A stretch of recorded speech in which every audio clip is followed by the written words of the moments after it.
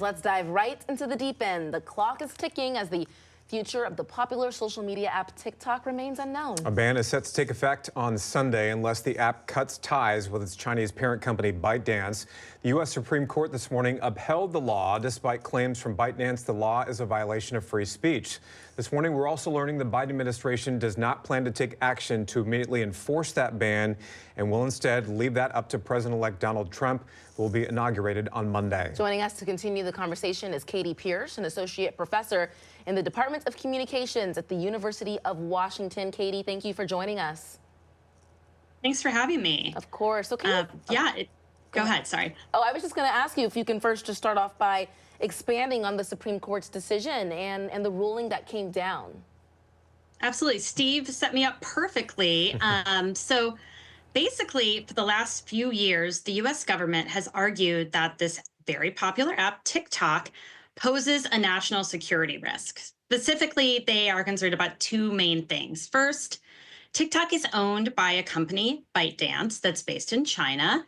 In the U.S., traditionally, we have these laws about foreign media ownership. A non-citizen can't own a newspaper, for example, because they're worried about the influence on public opinion. But these laws don't apply to tech or social media.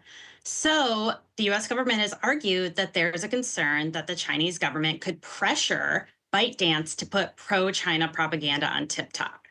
To be clear, there's no evidence this has happened, but that's what they fear. They also worry that TikTok, just like every other app that we use, collects a lot of data about its users, not just likes and comments, but location, who they're connected with, and that this could be a risk, especially for government employees or military personnel. Again, no evidence that this has happened, but that's the concern, that somehow getting access to data could be a security concern. So fast forward, Congress passed a bill that said that ByteDance had to sell off its American branch. The deadline is this Sunday, the 19th, and this morning, the Supreme Court heard all of the arguments, TikTok saying these claims are just speculative and this is a First Amendment issue because people that use TikTok, their freedom of expression would be harmed. But the Supreme Court said that they're going to uphold the ban. And so interestingly, even though this is in place, a lot of things are happening. So it might not be necessarily that TikTok's going away. Yeah, and there certainly is a lot of moving parts to this, Katy. So let's play devil's advocate here. What happens if the ban actually goes into effect on Sunday? And then what happens if you already have TikTok like Tyrah and myself on our phones? Yes. So don't worry, if you open TikTok, the police are not coming to your door to grab your phone and arrest you. Something that's really important to understand with this ban is it isn't really about us, the users.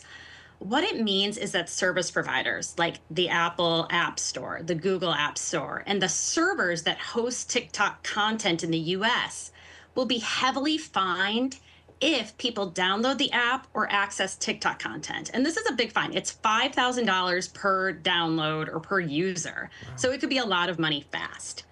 So the app isn't going to disappear off of your phone. If you open TikTok, nothing's going to happen.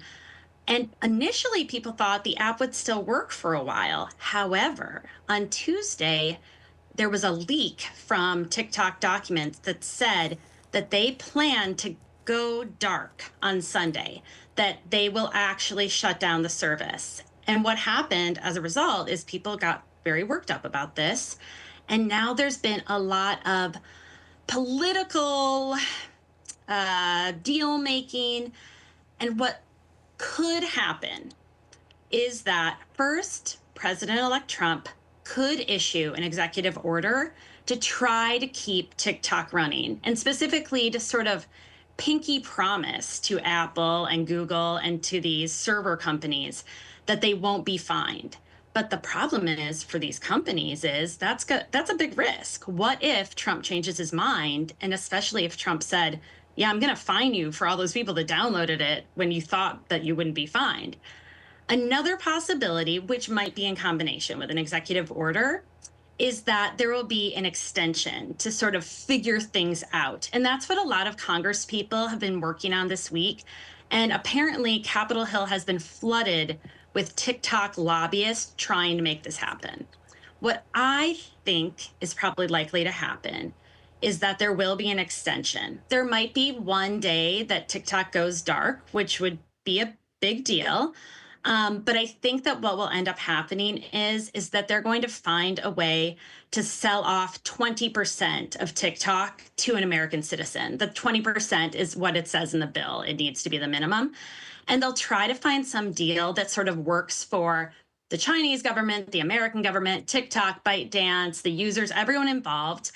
And so even though ByteDance has said for a long time that it's technologically impossible for them to sort of break off their American side, probably it is possible, and they'll find some sort of way, in a symbolic way, to sell off this business. That is my guess what's going to happen. There are just so many different ways this could go down, and it sounds like President-elect Donald Trump will also have some big decisions to make. Yeah. So, Katy, what type of impact would this potential ban have on not just social media users and content creators, but small businesses as well?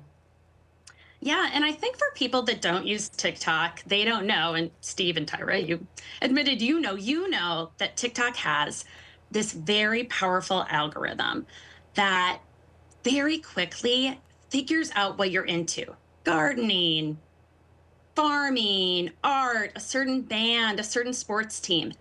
And so the flip side of that is for business people, whether they be creators that are sort of promoting themselves or people that are selling some handmade mittens or something, they can find an audience extremely quickly in a way that is just impossible on other platforms.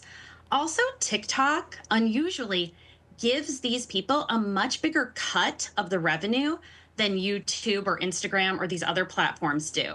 So people can actually like quit their day job and sell things on TikTok. And so this is really big money.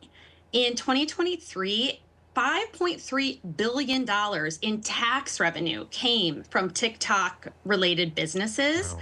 They say that if TikTok goes away, $1 billion in revenue per month would just disappear. So it is serious. There are a lot of people that their entire livelihood is based on this app, and those people can't be forgotten. It will really have an impact on them. They can't just hop over to Instagram. Yeah. Katy Pearce, I know that this is complicated. I wish we had more time to talk about what could happen, what's going to happen, the implications from this, the impact, all of it.